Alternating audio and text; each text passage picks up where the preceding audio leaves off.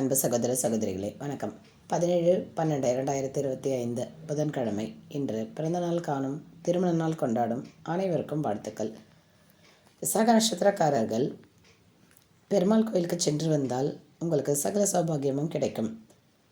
விசாக நட்சத்திரத்தில் பிறந்தவர்கள் பக்தி மிகுந்தவர்களாக இருப்பீர்கள். சிக்கனமானவர்கள், எச்சரிக்கையுடன் பேசுவீர்கள்.